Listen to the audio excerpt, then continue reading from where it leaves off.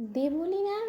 দেওয়া চালে এবার রীতিমতো বশ হয়ে গেল ইন্দ্রাণী গাঙ্গুলির গোটা পরিবার এবং স্বয়ং ইন্দ্রাণী গাঙ্গুলি। হ্যাঁ বন্ধুরা, ভিডিওতে লাইক দিয়ে দেখতে থাকুন। যে মুহূর্তে কিনা ইন্দ্রাণী গাঙ্গুলিকে দেবলীনার মম বলতে থাকে যে ইন্দ্রাণী, যদি আমার মেয়ের কোনো কিছু হয়েছে এর জন্য কিন্তু আমি কোনো মতে তোর ছেলেকে ছেড়ে কথা বলবো না, এই কথাটা তুই মাথায় রাখিস। ঠিক সেই মুহূর্তেই যখন ইন্দ্রাণী গাঙ্গুলি বলতে থাকে যে জয়িতা তুই আমাকে আগে বল এখন দেবলীনার কী কন্ডিশন, কী অবস্থা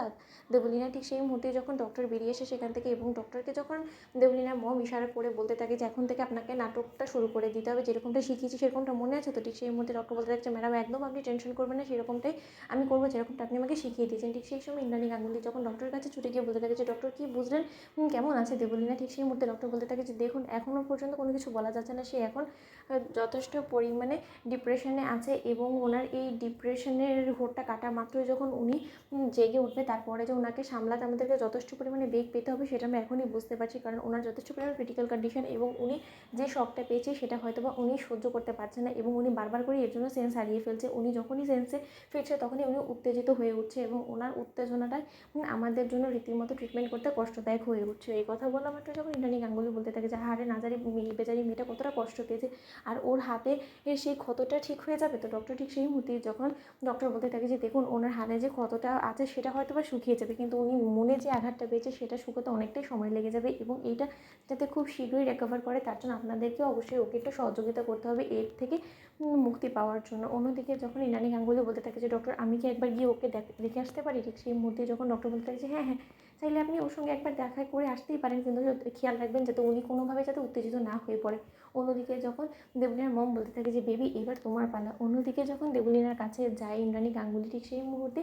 দেবলীনা হঠাৎ করে উত্তেজিত হওয়ার মিথ্যে অভিনয় করতে থাকে এবং বলতে থাকে যে না আমি কোনো মতে এই জীবন রাখতে চাই না, আমার মরে যাওয়াটাই ভালো, আমি কেন বেঁচে আছি, আমার তো বেঁচে থাকার কোনো অধিকার নেই, আমি এই মুখ কাউকে দেখাতে পারবো না, তার থেকে বরঞ্চ আমি মরে যাবো, আমি এক্ষুনি মরে যাবো। অন্যদিকে যখন ইন্দ্রাণী গাঙ্গুলি নিচে গিয়ে যখন দেবলীনার হাত চেপে ধরে এবং বলতে থাকে যে দেবলীনা তুমি কেন এরকম পাগলামো শুরু করছো বলো তো, সামান্য একটা এঙ্গেজমেন্টের সন্ধ্যায় এরকম একটা সিন ক্রিয়েট হয়েছে বিধায় তুমি তোমার জীবনটাই বিপন্ন করতে চলে গিয়েছো। তুমি কী মনে হয় বলো তো, তুমি তোমার জীবনটা দিয়ে দিলে এতে করে তোমার বাবা মা থেকে শুরু করে আমরা কেউ ভালো থাকবো, আমরা কেউ তোমাকে ছাড়া ভালো থাকবো না দেবলীনা, কারণ তুমি আমাদের জন্য সবথেকে বেশি মূল্যবান এবং তোমার কোনো কিছু হয়ে গেলে আমি কোনোদিনও নিজেকে ক্ষমা করতে পারবো না। আমি জানি যে আমি আমার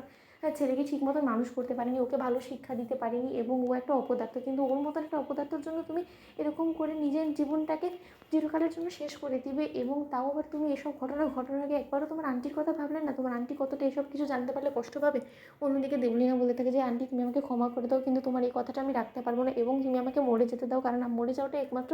আমার জন্য সলিউশন। তুমি একবার ভেবে দেখেছো সেখানে মিডিয়া থেকে শুরু করে সকলে আত্মীয় স্বজন সকলেই ছিল। আমার কতটা ফেস লস হয়েছে, তো বন্ধুরা লাইক এন্ড শেয়ার করে সাবস্ক্রাইব করো।